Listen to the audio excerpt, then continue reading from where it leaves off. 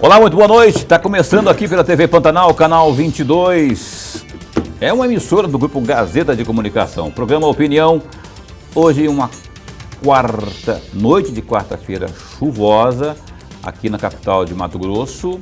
O programa de hoje entrevista a partir desse instante o deputado estadual e também presidente do PDT de Mato Grosso, o professor Allan Kardec, que ao longo dessa próxima hora vai estar aqui passando para você, telespectador, aqui um pouco da performance parlamentar dele lá no parlamento. Performance parlamentar tem que ser no parlamento, né? Mas enfim, você entendeu, né? A performance parlamentar dele na Assembleia Legislativa, tem muita polêmica, muitos projetos que tomaram atenção da imprensa porque foram polêmicos nos últimos tempos. E vamos falar também aí sobre PDT, que é o partido que o Allan preside no estado, eleições 2022. Tem também livro, rapaz, que o deputado está lançando aí um livro dele, não é? Enfim, e você também pode participar conosco interagindo por meio do WhatsApp, 99932-2529. Beleza? Então tá, o Lorenberg Alves, esbaforido, mas chegou aqui, essa chuva também, né, Lorenberg? Brincadeira, não vamos reclamar da chuva não, porque ela veio assim para dar uma refrescada, mas importante que você está aqui, que é a nossa cerejinha do bolo. Gostou, né? Então, boa noite, meu caro. Boa noite, Paulo Coelho, um grande abraço, mas um grande abraço mesmo a todos os nossos telespectadores, a razão maior do nosso programa. A você que se liga aí no Opinião pela página no Facebook da TV Pantanal, muito obrigado pelo carinho da companhia. Do mesmo jeito, você que se liga no Opinião pelo www.gazetadigital.com.br. Professor Allan Kardec, deputado estadual, presidente do PDT, muito bom tê-lo aqui. Obrigado por ter vindo, viu? Em tempo feliz 2022 para você, para sua família, que seja um ano saudável, produtivo e abençoado por Deus, não necessariamente nessa ordem, né? Deus sempre em primeiro lugar. Mas, enfim, é bom tê-lo aqui, obrigado por ter vindo. Amém. Obrigado, Paulo. Obrigado, é o que a gente deseja para todo mundo, todos os nossos telespectadores do programa Opinião. Prazer estar aqui com vocês, a bancada que a gente sente à vontade. Lorenberg, meu grande parceiro, professor, escritor, comentarista, político, analista, é realmente isso que o senhor falou, é a cerejinha do bolo. E você, Paulo, a gente tem uma relação muito boa, desde a época que eu estava na Câmara Municipal de Cuiabá, sempre fez um jornalismo com qualidade. É um prazer estar aqui no programa. A satisfação é nossa. Aliás, por falar em Lorenberg, eu vejo aí que você tem livros, eu até falei aqui nessa abertura, o Allan estava pleiteando, inclusive, cadeira lá na sua Academia Mato Grosso de Letras, lembra? Na nossa academia. Pois é. Enfim, mas ele está com um livro aqui, eu queria até que você propagandeasse essa sua obra aqui e mostrasse ao nosso telespectador, professor Allan. Paulo, esse livro é a segunda produção que nós temos aí na praça. É um livrinho bem pequenininho, bem simples, que traz o estudo da nossa dissertação de mestrado. Nós pesquisamos o futebol de várzea, na primeira várzea do estado de Mato Grosso, que é o São Gonçalo Beira-Rio. E para contar um pouco da história de dois campos de futebol e as histórias desses dois campos de futebol e dois times de futebol. É uma dissertação de mestrado, mas nós trouxemos um conteúdo mais histórico e eu vou te dar já de presente, já está aqui com a dedicatória. E também, obviamente, para o professor Lorenberg também farei uma dedicatória para ele e uma honra estar entregando para vocês. Mas dizer que já está no forno um livro que fala sobre o futebol profissional em Mato Grosso. Esse já é profissional, já. Isso aqui fala do futebol de várzea. A gente está contando histórias de vida das pessoas que moram no São Gonçalo Beira-Rio. Nós fomos lá e buscamos relatos orais, gravamos, falamos com o seu Dalmi, com o Coati, com as pessoas que praticavam futebol lá em duas equipes. O São Gonçalo, que tinha time dos dois lados, era lá no Carrapicho e também no São Gonçalo, e o Milionários, que é uma dissidência do São Gonçalo. É bem engraçado, o time foi envelhecendo e aí teve uma dispensa escrito na parede de um bar. e aqueles dispensados montaram um time. Era o time dos enjeitados. E depois passaram a ganhar do primeiro time. E esse time dos enjeitados, ele foi presidido por uma mulher, Dona Pedrosa, durante 30 anos. E eu conto essa história aqui. Ótimo. Eu conto essa história, a história do futebol na várzea, no São Gonçalo Beira-Rio, misturando um pouco sobre cultura popular cuiabana. E vou voltar aqui, se tudo der certo, para lançar o livro contando a história do futebol profissional em Mato Grosso, da origem. A gente conta alguns detalhes da primeira bola que chegou aqui, junto com os salesianos, a trajetória em 4 capítulos, o amadorismo da implantação do futebol, mas com grandes figuras do passado, lá em 1910, né, na década de 10, com Gustavo Kuhlmann, enfim. Aí a gente conta a história do primeiro campo de futebol, que é o Campo do Comércio, que hoje é atrás, na Escola Liceu Cuiabano, ali foi o primeiro grande empreendimento do futebol. A gente conta as rivalidades das elites que trouxeram o futebol, que era um esporte elitizado até o momento, inclusive com todos os termos em inglês. Contamos a história no segundo capítulo da ascensão desse futebol com a construção do Dutra em 50 e a era do rádio, né, a FMD, a Federação Mato Grossense de Desporto, com todos os agentes que construíram isso, o Dom Bosco em 1925, antes do Dutrinha, em 35 o misto, e a gente vem trazendo essa história até os dias atuais com a ascensão do Cuiabá na primeira divisão. É um livro denso e que a gente tem várias pessoas que contribuíram com esse livro. A dissertação do mestrado foi o futebol de várzea e a tese de doutoramento é esse que está vindo para o final, ótimo. que eu queria estar aproveitando a oportunidade. Está aqui. Obrigado. E, professor, eu vou fazer a dedicatória e no final eu entrego para o senhor, com muito carinho, o meu livrinho, Futebol de Várzea. Vai gostar. O amigo jornalista Paulo Coelho. Boa leitura. Ainda bem que você me passou aqui, porque tem certas pessoas que lançam livro aí, se a gente não ficar pedindo aqui, né? Mas é para ir comprar, né, professor? E aí está aqui, você pode encontrar, inclusive as pessoas podem acessar esse livro de que forma, Allan Kardec? Vai estar disponível em algum canto, internet, livraria? Sim, ela já tem um e-book, eu vou deixar depois a página. Nós temos o livro distribuído na Biblioteca Estadual Estevão de Mendonça para leitura, na UFMT, nas universidades, e nós faremos uma outra distribuição também. Nós não colocamos para venda, foi um livro que nós fizemos a distribuição de 500 exemplares apenas, mas nós temos um e-book e um documentário que já está no YouTube. Você entrar no YouTube lá e colocar Futebol de Várzea na comunidade de São Gonçalo Beira-Rio. Ou Futebol Também é Cultura, você vai acessar o documentário que fala sobre o livro. Beleza. O livro, inclusive, tem ilustrações, tem algumas ilustrações também aqui, não é? Para você também, que imagina que ele ilustrações aí, tem Sônia Romancini aí dentro, trazendo um pouco sobre a urbanidade do São Gonçalo Velho. Ótimo, né? Ótimo. Está aqui, portanto, Futebol de Várzea é a segunda criação, segunda produção aqui do caríssimo Allan Kardec, professor Allan Kardec, deputado estadual. Vem aí o terceiro falando do futebol profissional. Aguarde, logo, assim que estiver pronto, ele vai vir aqui também trazer, né? Se ele não trouxer, não tem entrevista. Mas enfim, o deputado Allan Kardec está à disposição aqui do Lorenberg, sua também telespectador, tem alguma pergunta aí? Esteja bem à vontade, Lorenberg, pode fazer a primeira pergunta aí, que a minha, que a gente ficou embromando aqui com o livro, mas fazia-se necessário divulgar essa obra importante aqui do professor.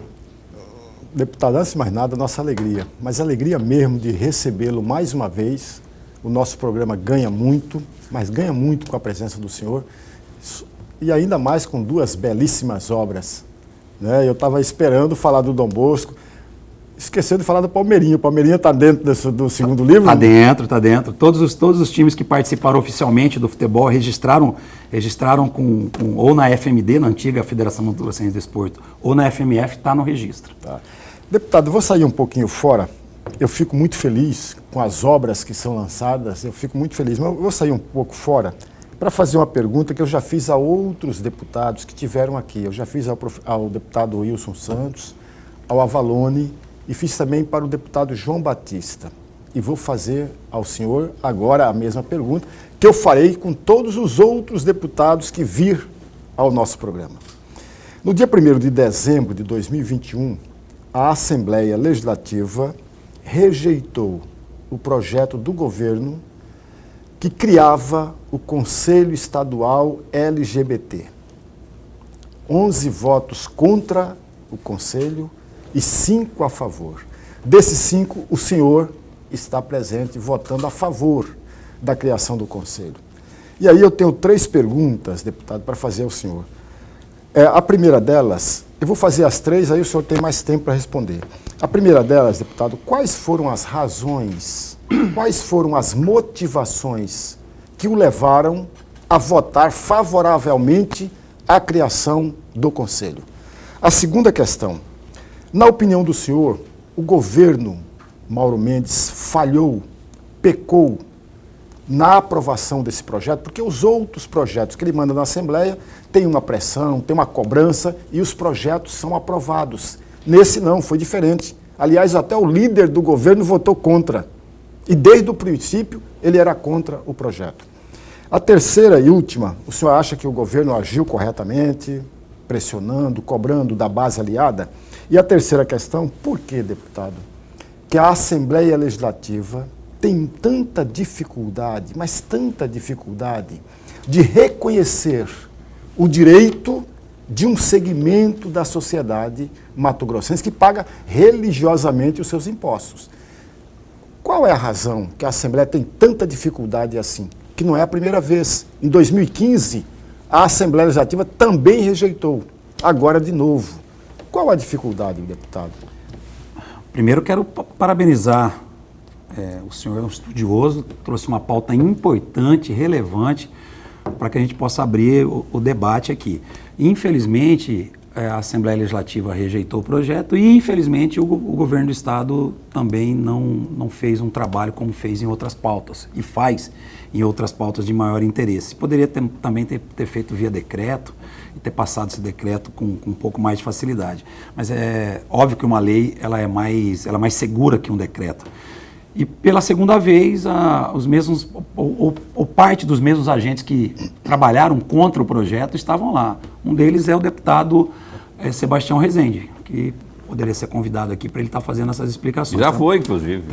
Trabalhou fortemente, inclusive fazendo mobilização do público mais religioso e mais conservador, lotando galerias e para que a gente fosse pressionado a não votar na criação de um conselho que debate políticas públicas para o público LGBT, que tem dificuldade de acesso ao emprego, que tem dificuldade de acesso à saúde, que sofre preconceito e que é, obviamente, o público que consome, que paga seu imposto, que trabalha, que tem linhas de segmentos comerciais voltados para a população LGBT. Hoje tem várias conquistas, tanto do nome social, quanto conquistas históricas que a própria Justiça já determinou com relação a várias questões ligadas à população LGBT. Eu, há mais de 10 anos, ajudo as organizações, a organização não governamental Livremente, que durante muito tempo foi presidida pelo professor Clóvis Arantes, meu professor da UFMT, que trabalha com o público LGBT, encaminhando para o mercado de trabalho, com formação, com avanço no tratamento de doenças sexualmente transmissíveis, da ST/AIDS. Então, são pautas que são progressistas. E, infelizmente, da região centro-oeste, o Mato Grosso é o único estado que não tem um conselho estadual de políticas para o Norberg levantou essa informação de que é o único estado do país. É o único estado do país. Que não tem a criação do seu conselho LGBT. E por essa negação, nos últimos 6 e agora 7 anos, a Assembleia Legislativa tem o título de Assembleia mais homofóbica do país. Isso é um tema triste. Eu que tenho em casa parente próximo de mim que tem a orientação sexual definida como homossexual, eu fico triste com isso. E é só quem tem dentro de casa um filho, um sobrinho, um irmão, uma irmã que se declara e se entende e tem a sua orientação sexual que não é da normalidade social, se é que existe a possibilidade de eu discutir isso aqui, mas que se define como homossexual, a gente sabe que o sofrimento é grande. E muitas vezes a própria política pública que deveria ter as mesmas condições não tem. Então, isso é uma passagem triste das várias passagens que a gente vem presenciando na Assembleia Legislativa nesse ponto. Não é um pouco temerário você dizer que o fato de o Conselho não ter sido aprovado pela maioria dos deputados da Assembleia Legislativa, ela é natural e legítimo que ela receba essa alcunha aí de homofóbica? Porque eu imagino que isso não impede, eu não estou entrando no mérito da criação, se é bom ou se não é, mas a não criação, já que foi a democracia venceu, né, a maioria, a não criação não impede que as políticas para esse segmento, para esse importante setor, classe, sei lá, da nossa sociedade, seja atendida com políticas públicas pelo parlamento. Se o Conselho ajudaria, vocês, inclusive, defendem, o pessoal que votou contra, não é? Os 5 que votaram a favor do Conselho, vocês poderiam achar uma forma de paralelamente a isso, por exemplo, existe a Comissão de Direitos Humanos na Assembleia. Presidida pelo deputado Sebastião Rezende. Por quem? Sebastião Rezende. Sebastião Rezende. E aí, a propósito do Sebastião Rezende, também você disse, mas a movimentação, o que ele fez, sem entrar no mérito também, mas foi legítimo também, porque se é uma pauta de interesse dos progressistas, haveria também movimentação, galeria cheia para apoiar aquela pauta que estariam defendendo os deputados. Então, vai ser sempre assim. A democracia é isso, um lado puxa para cá, outro puxa para lá. E aí, na questão numérica, na democracia, vence quem tem maioria. Mas a pergunta é, isso impede a não criação da sequência de políticas públicas? Há prejuízo nesse sentido para esse setor? Paulo, há prejuízo uma vez que você não tem um conselho reunindo e pensando políticas públicas para esse determinado público. A secretaria, a CETASC, já tem lá a Casa dos Conselhos, vários conselhos do idoso, da pessoa com deficiência, da criança e adolescente, já trabalha com os direitos humanos e, obviamente, tem se esforçado para isso. A própria Assembleia tem deputados, eu sou um deles, a deputada Janaína, o próprio deputado Eduardo Botelho, que tem feito algumas ações pontuais nesse sentido. Mas essa é uma função do Estado, é uma função do Estado enquanto governo. Mas realmente você tocou num ponto que é fato. Isso não pode impedir da população LGBT ter acesso aos direitos, como todos os outros da sociedade. Então, é ruim não ter um conselho que se reúne uma vez por mês e debate. Por exemplo, Cuiabá e Várzea Grande tem um alto índice de mortes motivadas por ódio de homossexuais. E isso deveria estar sendo tratada com miudeza. Por que tem pessoas que saem à rua para matar travesti? Qual é a motivação disso? Qual é a motivação desse ódio? Então, isso a gente não consegue parar. Mas o conselheiro, que pode e deve ser um agente da área da saúde ou um agente da área de segurança, ele vai ter condição de trazer para a gente algo mais concreto nesse sentido. Mas você falou, a gente tem que tocar, não aprovou, não é por isso que nós não vamos deixar de atender a população. Assim como não tem o Conselho dos Negros, nem por isso a Assembleia é racista, não é? Então, assim, não sei, eu só estou colocando aqui, porque eu acho que aí continua, o pessoal tem que continuar, porque é legítimo que os 24 deputados defendam, trabalhem e recepcionem lá, né, os representantes dessas instituições aí ligadas ao segmento, para que debatam aí as estratégias e políticas públicas para atender a esse pessoal, todo esse público aí. Pois bem, o Opinião vai dar um tempinho só para o primeiro break comercial e volta já com Allan Kardec, deputado estadual e presidente do PDT de Mato Grosso, aqui conosco ao vivo, um instante só. Pois bem, o Opinião está de volta aqui. O programa Opinião está ao vivo com você nesta noite aqui, quarta-feira, 19, entrevistando o professor, deputado estadual e presidente do PDT, o Allan Kardec. O Allan Kardec me advertiu aqui no intervalo e com propriedade, e eu agradeço por isso, que eu, ao contrário do que disse no bloco anterior, eu me equivoquei, porque na verdade existe sim o conselho racial, né? O conselho para tratar da causa dos negros. E eu passei batido nessa, e por ter passado batido nessa, eu estou aqui me redimindo, corrigindo, né? Até porque não tenho compromisso com o erro. Então existe sim o CEPIR. O CEPIR, Isso que é aí. um conselho criado para debater as Igualdade políticas racial. voltado para as igualdades raciais. Professor Carlão, professor Carlão, professor doutor, professor da rede estadual. Fizemos no final do ano passado um último encontro na Assembleia Legislativa que eu presidi, com todos os segmentos debatendo a questão da igualdade racial. Nós temos lá no nosso gabinete o Vinícius Brasilino, que foi do Conselho Estadual de Educação, que atua bem nessa pauta, e o professor Carlão é o presidente do CEPIR atuante, e quero parabenizar todo o segmento, Casa das Pretas, enfim. Tamo junto. Abraço, doutor, professor Carlão, um abraço aí. Já viu, né? Cometer diante de professor, no meio de 2 professores, então, aí você está na roça. Foi o que eu fiz aqui. Lorenberg falou, não, são 9 conselhos. São 9, né, Lorenberg? 11. 11? 11 conselhos, lá na assistência social, 11 conselhos. 11 conselhos já. Então, desculpa aí os 2 aí, viu? Principalmente a você aí pelo erro, pelo equívoco. Prometo ter mais atenção na próxima vez. Aliás, o www.gazetadigital.com.br tem as seguintes notícias nesse instante. A gente fala da pandemia, eu vou colar aqui no meu...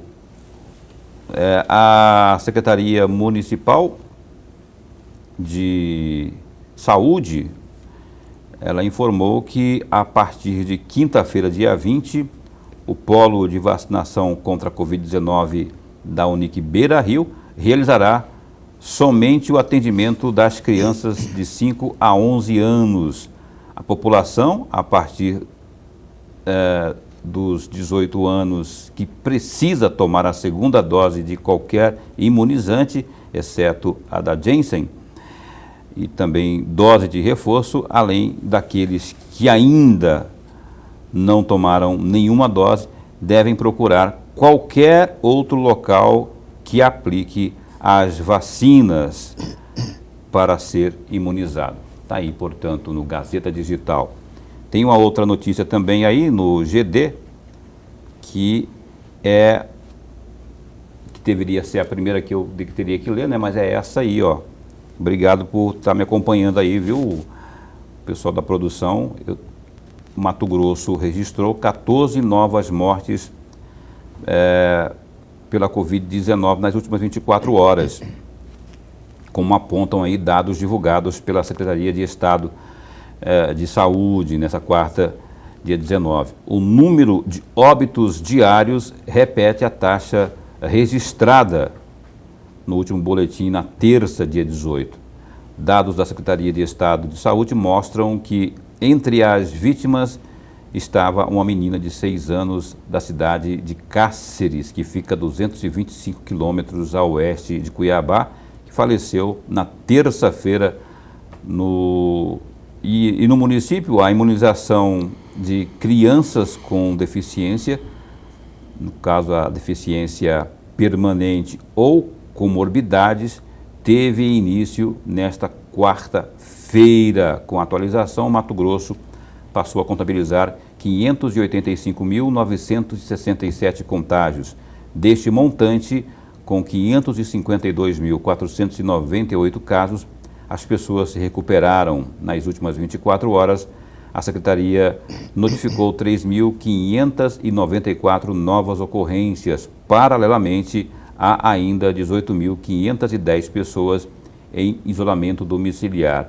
As cidades com mais casos são Cuiabá, com 116.406, Várzea Grande, com 42.941, Rondonópolis, 39.303, Sinop, 27.865, Tangará, com 19.357, Sorriso, 18.713, Lucas do Rio Verde, 16.474, Primavera do Leste, com com 15.901, Cáceres 13.009 e Alta Floresta 11.946 casos. Portanto, são os principais municípios. Mais informações, mais detalhes aí você acessa o www.gazetadigital.com.br e se atualize aí, não só sobre a questão da pandemia, outros assuntos mais, economia, esporte, enfim.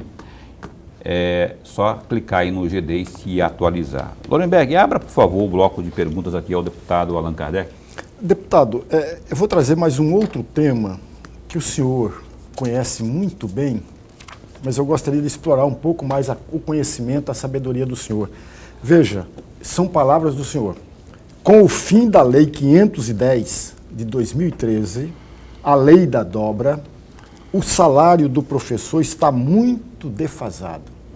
E é exatamente aí que eu gostaria de pedir um comentário do senhor a respeito disso aqui. Como fica a categoria dos professores diante de uma situação que é desfavorável a esta mesma categoria? Professor, obrigado pela pergunta, até porque eu estou na condição de deputado estadual, mas sou professor efetivo de carreira e senti muito com a perda da 510/2013. A lei da dobra, nós tínhamos um salário muito defasado. Hoje o professor efetivo, 30 horas no estado, entra com 4.200 e depois de 30 anos, vou falar o caso da minha mãe, professora especialista, 34 anos de escola, vai embora com 7.500. Depois de 34 anos? Depois de 34 anos, na condição de professor especialista. Comparado às outras carreiras de nível superior, e aí me perdoem as outras carreiras, que não dá para comparar a carreira de professor com as outras carreiras, porque só existem as outras carreiras porque tem a carreira de professor, que deveria ser o maior salário do Estado. Nós somos a pior carreira.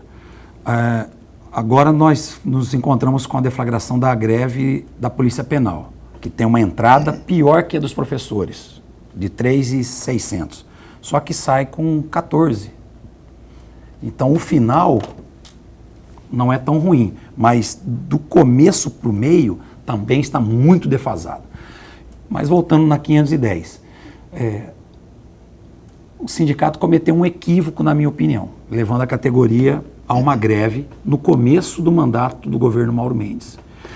A categoria já estava sofrendo no final do mandato do governo Pedro Táxi, que estava com dificuldade de cumprir os compromissos com o reajuste geral anual, compromissos com o PDE, compromissos com repasses para a educação, para a saúde, para a segurança.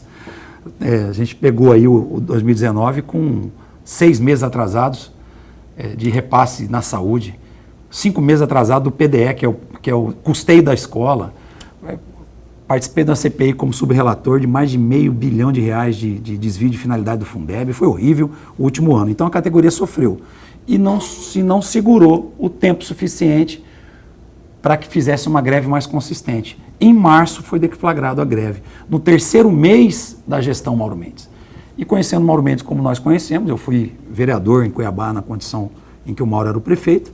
Naquela ocasião, eu estava na condição de secretário de Estado, fui para a mesa de negociação junto com a Casa Civil e tivemos algumas possibilidades de acordo, mas que não contemplasse 100% o que faltava os últimos 4 anos e meio a 5 anos da lei da dobra, que eram 10 anos.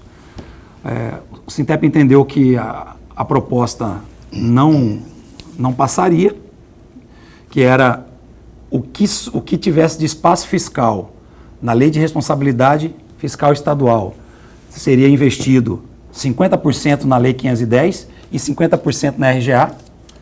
O Sintep entendeu, o meu sindicato, entendeu que essa não era uma proposta, que direito não se discute, que era para ter garantia da 510. Esticou uma greve de 70 dias, a greve foi deflagrada ilegal, voltamos para a sala de aula sem nada, sem nenhum direito a voltar para a mesa do debate. Foi derrotado. E, infelizmente, a minha categoria sofreu isso, mas qual que é a nossa expectativa? E a minha pessoal. Tanto é que eu saio da secretaria no ano seguinte, quando vem a reforma da Previdência, voto contra o governo, volto para a Assembleia Legislativa para votar contra o governo na pauta da reforma da Previdência no tocante tributação de aposentados.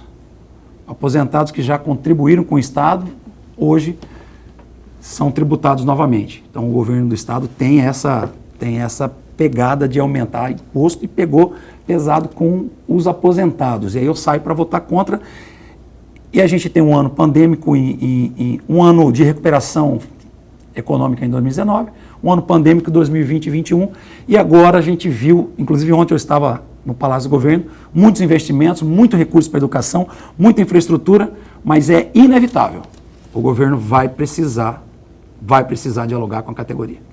Esse ano, Paulo, os professores têm a missão de recuperar o atraso de 2 anos de ausência dos alunos em sala de aula. Estamos ainda com uma situação difícil no retorno agora do dia 7 de fevereiro. Vacina, muita gente com Covid novamente, Omicron, H3N2, mais uma situação difícil. Mas é inevitável. Nós temos que voltar a esse debate.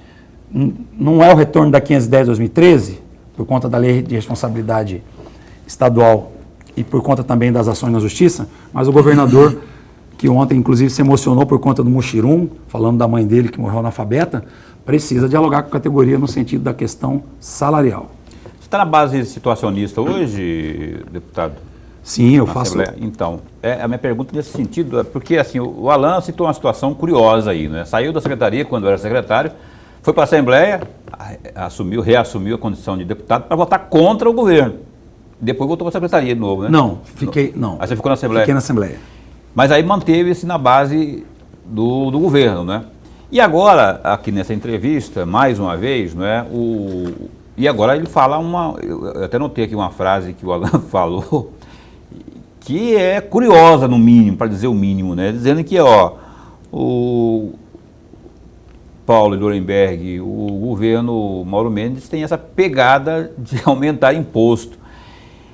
O que é curioso, porque tem o outro lado, que são, por exemplo, os servidores, no caso da educação, carecendo dessa equiparação ou reajuste que seja, nessa tensão maior aí, e aí tem outros servidores também que estão com problemas lá na área do sistema penitenciário, enfim, todo mundo reclamando, ou grande parte reclamando. O que está acontecendo? O dinheiro está chegando no cofre do Estado. Como é que está sendo? A questão de gerenciamento desses recursos não está chegando na ponta? Paulo, o governo Mauro Mendes, ele teve uma missão nos 2 primeiros anos, na minha opinião, e eu concordei com ele, todo mundo tinha que estar apertando o cinto. Concordei porque fez a tarefa de casa. Vou dar um exemplo da Secretaria Adjunta de Esporte e Lazer. Quando nós assumimos lá em 19, assumi a CECEL, Cultura, Esporte e Lazer, mas só na Arena Pantanal tínhamos 78 servidores lá. Foi cortado para 19. Nós tocamos a Arena Pantanal em 19, em 20, em 21, com 19 pessoas. Quero aqui parabenizar hoje o Cleiton, que é superintendente de infraestrutura da Arena Pantanal, toda a equipe hoje do secretário adjunto Jefferson, a qual eu fiz o convite para ser o secretário adjunto, meu contemporâneo de Faculdade de Educação Física. Nós enxugamos a máquina. O governo Mauro Mendes entrou e extinguiu 300 cargos de cara. Diminuiu o tamanho da máquina, diminuiu o tamanho da área meio, fazendo a primeira tarefa de casa numa reforma administrativa a toque de caixa. Isso mostra sinais de que precisava todo mundo passar aquele ano de 2019 e 2020 no arroxo. E fez um trabalho ao qual eu também contribuí, de organização das tributações no Estado. No mesmo segmento, tinha empresas que tinham incentivos fiscais e empresas do mesmo segmento que não tinham incentivos fiscais. Houve um realinhamento por segmento comercial, empresarial e industrial. Houve a coragem de tributar o agro através do FETAB. Houve muita coragem em 2019, daquela turma que estava lá em janeiro, eu estava lá. Dos 5 grandes projetos que o governo passou, eu votei em 4. Obviamente, eu não votei, que era a questão que tratava diretamente do servidor público. Mas o que a gente precisava era enxugar a máquina, fazer com que ela fosse mais dinâmica e melhorar a arrecadação. E o que acontece em 2021? O fenômeno da inflação. Nós estamos há 2 anos acumulando inflação. E inflação faz com que o governo arrecada. Aumenta o preço da água, aumenta o imposto sobre o preço da água. E congelou-se praticamente os salários nesse período todo. Por isso, Paulo, hoje o governo do Estado tem superávit na LOA, na Lei Orçamentária Anual. Está fazendo recorde de arrecadação de recursos para fazer investimento.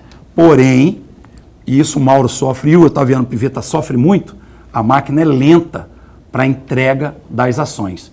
Muitas ações foram recuperadas do governo passado e outras lançadas novas, pacotes e pacotes, mas quando você analisa as entregas ainda não aconteceram e é provável que essas entregas não acontecerão ainda esse ano. Mas uma coisa é importante, Paulo, para resumir essa sua pergunta. Falando do servidor propriamente. Aí eu quero falar aqui do servidor. O servidor público do Estado de Mato Grosso esse ano precisa ter um olhar diferenciado.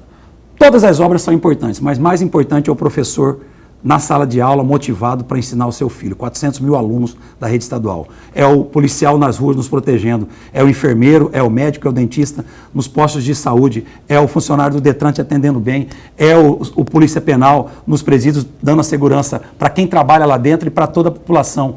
Então eu acho que agora é a hora realmente do governo olhar para o servidor público porque é ele que entrega o serviço para a população. A infraestrutura é importante. Mas mais importante que isso é o servidor, é o ser humano que entrega o serviço para mais de 3,5 milhões de habitantes. E somos poucos. Somos poucos. Há uma ilusão de que o serviço público é gigante. Somos 100 mil para cuidar de 3,5 milhões.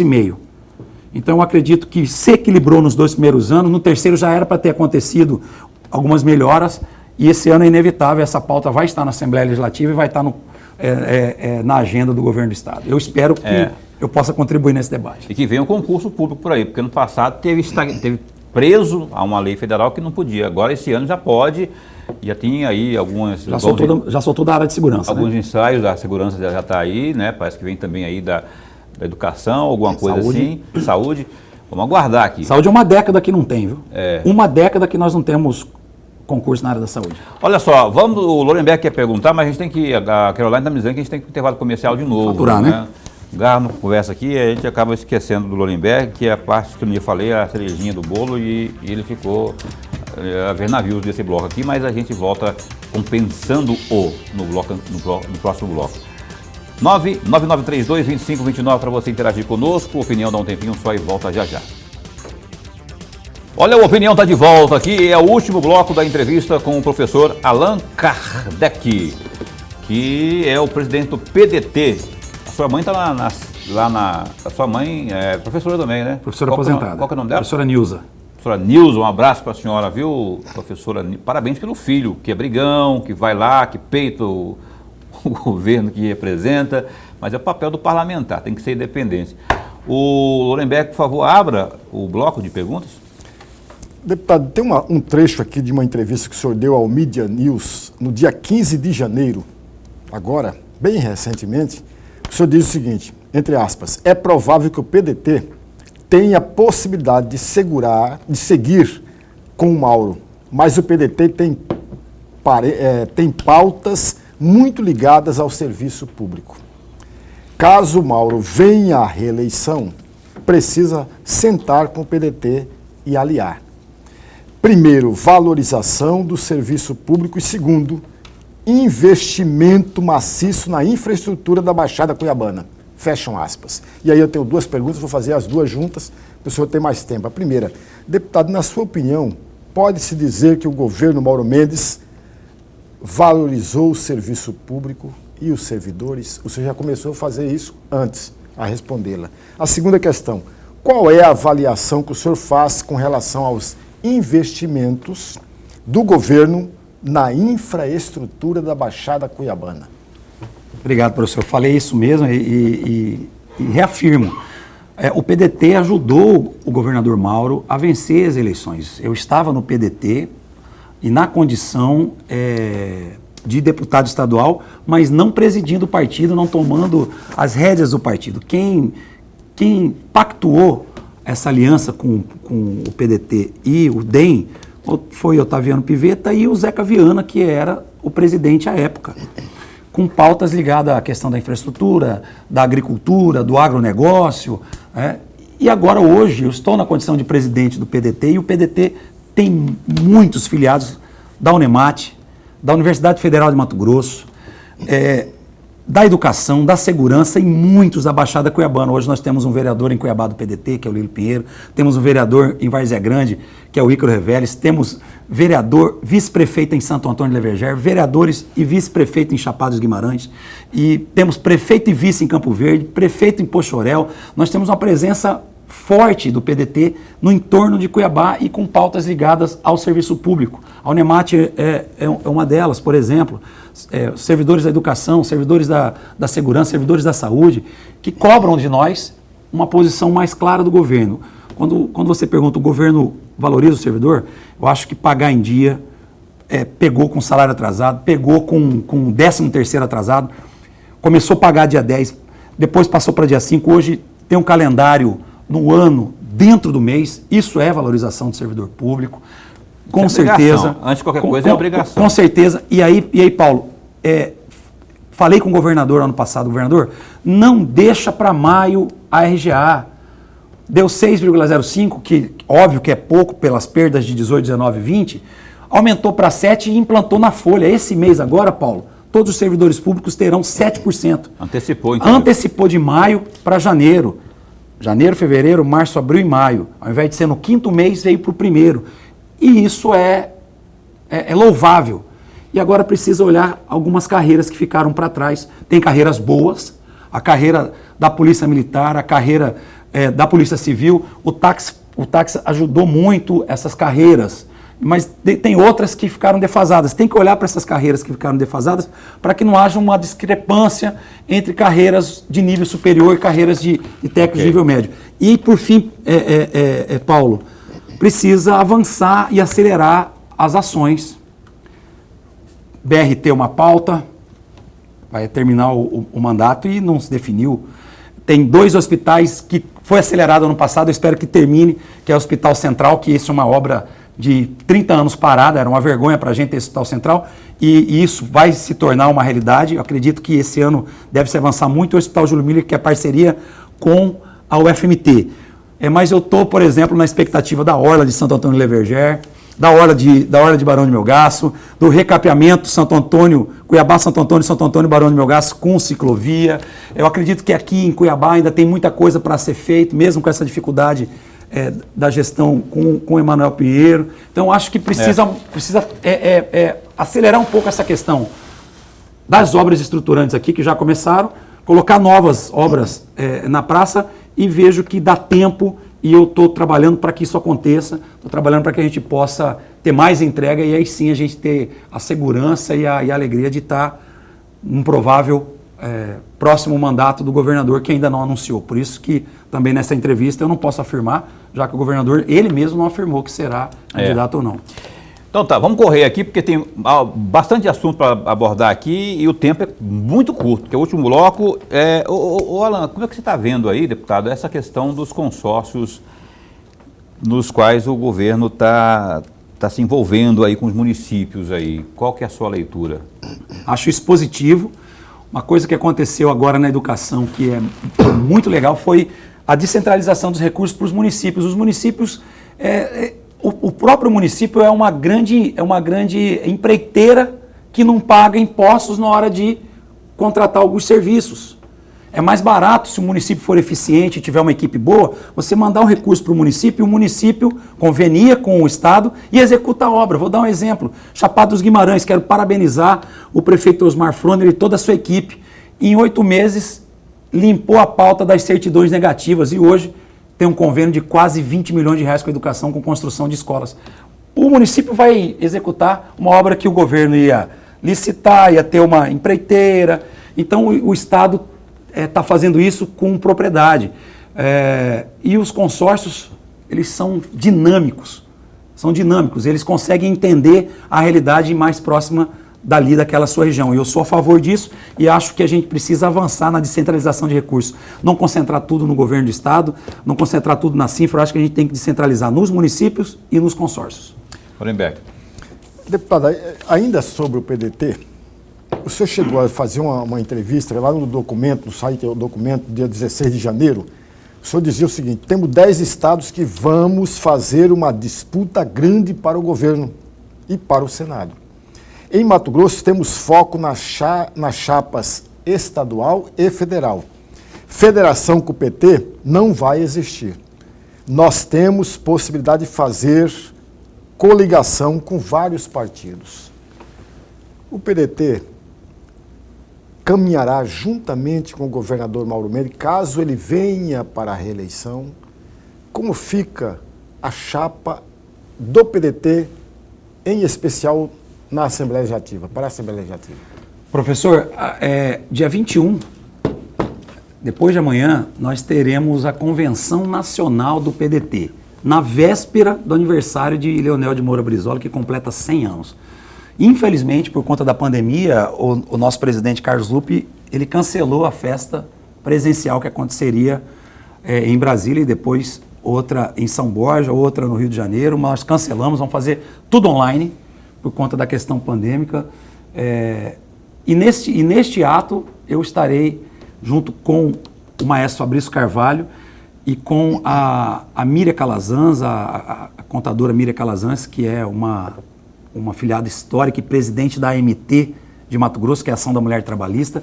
Nós seremos os delegados de Mato Grosso e participaremos provavelmente de uma chapa única, participando então do Diretório Nacional do PDT. A partir dali, nós vamos trabalhar na nossa convenção estadual, que está marcada para o dia 12 de fevereiro. 12 de fevereiro. Espero ter condição de trazer os nossos convencionais do Estado de Mato Grosso para fazer a renovação da nossa chapa. Provavelmente também teremos consenso, mas os pedetistas têm um histórico de democracia, podem fazer a organização das suas chapas. A partir dali, nós vamos focar exclusivamente na nossa chapa de federal e estadual. Hoje, nós já temos uma nominata de 30 a 35 nomes para estadual e de 10 a 15 para federal. Nós precisamos ampliar a nossa bancada solitária hoje na Assembleia Legislativa e o foco de todo grande partido é ter bancada federal, é ter deputados federais. Essa missão já está acontecendo, essa missão será focada até maio. Em maio a gente quer ter a chapa formadinha e começar a trabalhar pré-campanha. E a partir dali começar a olhar para a majoritária. Hoje o PDT está focando nas chapas, temos 68 vereadores, 9 vice-prefeitos, 8 prefeitos, 27 que disputaram a eleição de prefeito, 10 que não ganharam, mas ficaram por pouco, têm condição de fazer disputa nos seus municípios. Nós vamos focar nisso sem fechar nenhuma porta para aqueles que têm interesse de vir para o partido fazer as disputas, inclusive com possibilidades de Senado, de suplência e de uma composição, enfim. O partido está se organizando.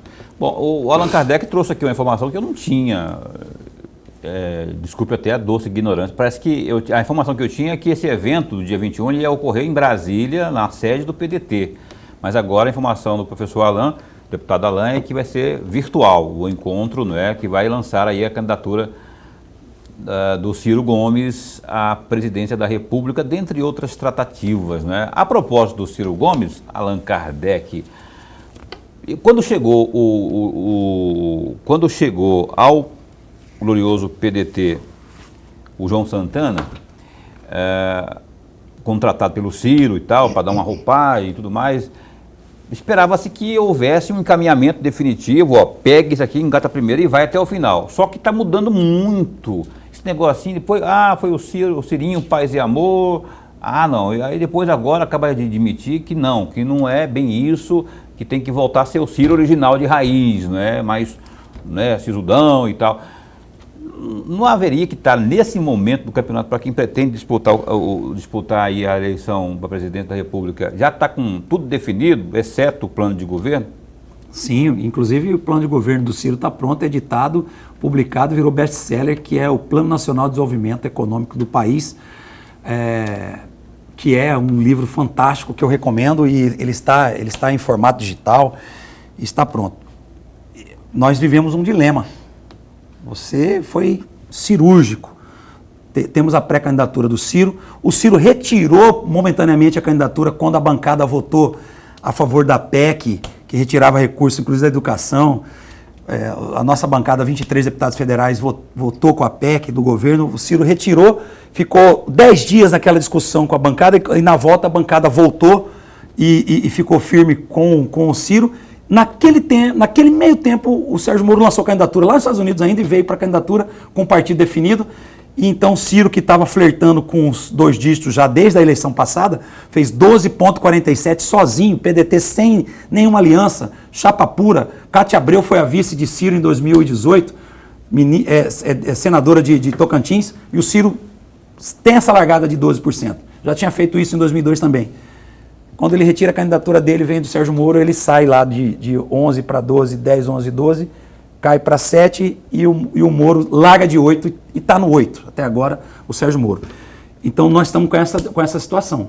Mais um player para que a gente possa fazer esse combate. E o Ciro, através do João Santana, tentou fazer uma roupagem, como foi feito com o Lula lá com o Duda Mendonça, o João Santana da equipe do Duda, trazer o Lula um pouco mais palatável para... intermediário. Sem muito agressivo, mas a natureza do Ciro não deixa isso acontecer. Diferente do Lula, que é mais performático, o Ciro não consegue.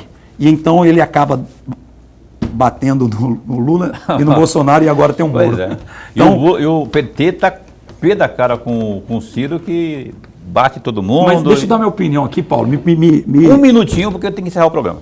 Me conceda esse 1 minuto. Já falei isso, vou falar novamente. Focar no Plano Nacional de Desenvolvimento. Aquilo que deu errado com o PT, aquilo que está dando errado com o Bolsonaro. O Ciro tem condição de mostrar aquilo que ele fez no Ceará, aquilo que ele fez 2 vezes em Fortaleza, aquilo que ele orienta ser feito hoje com o Sarto em Fortaleza e com o Ivo Gomes em Sobral. Sobral é uma cidade do interior do Ceará, lá na Caatinga do Ceará, lá no sertão, e tem os melhores índices de DH do Nordeste. O Ciro tem que mostrar o que ele é capaz de fazer, ao invés de concentrar na guerra com aqueles que já passaram. Eu acho que o Ciro tem condição de ser mais propositivo. E acho que isso vai acontecer a partir do lançamento da pré-candidatura dele no dia 21. É o que está faltando, porque o antibolsonarismo não vai render para ninguém, nem para PT, nem para PDT, porque se não tiver pauta que nem o PDT, conforme o Allan Kardec está lembrando que tem, no caso do Ciro, aí sim, você debruça sobre propostas. Lorenberg, eu queria até, mas não dá, porque o Boca está falando aqui que a gente tem que encerrar o programa. A gente gostaria de conversar mais, eu quero, antes de encerrar, mostrar mais uma vez aqui o livro do professor Allan Kardec, que também é assinado por Francisco Xavier Freire Rodrigues, não é isso? Isso, meu orientador e parceiro meu nesse livro. Está aí esse livro aqui, que é o Futebol de Várzea. Vem aí o futebol profissional também, uma nova produção aí que, assim que estiver pronto, ele vem aqui. Deputado, muito obrigado por ter vindo aqui ao Opinião mais uma vez. Esse espaço está sempre a postos para bem informar, não é? Vendo novidade lá, estamos aqui para bem informar. Obrigado por ter vindo. Obrigado, Paulo, agradeço. Obrigado, professor Lemberg, todos que estão nos assistindo aqui no programa Opinião. Amanhã estarei lá na MM, junto com o nosso presidente Neurilan, para a gente tratar de uma situação dos municípios pequenos. Aí depois a gente volta a falar sobre essa pauta e eu passo para você uma exclusiva. Obrigado, valeu, boa noite, pessoal. Só que antes de você vir aqui, o Neurilan vem aqui, porque amanhã o Neurilan, o presidente da AMM, Neurilan Fraga, estará conosco aqui amanhã às 7h30 da noite, conforme a gente já havia anunciado, né? O Neurilan Fraga, presidente da AMM, vai inclusive falar dessa reunião a qual se referiu aqui o Allan Kardec. Abraço para o Júnior, da Paraíba para o mundo, também na assessoria aqui do Allan Kardec, né, Júnior? E Lorenberg, a gente se encontra então amanhã. Até amanhã. Amanhã, estando com o Neurilan Fraga, como eu disse, nosso entrevistado ao vivo no programa Opinião. Ó, se cuida, fica bem, fica com Deus também.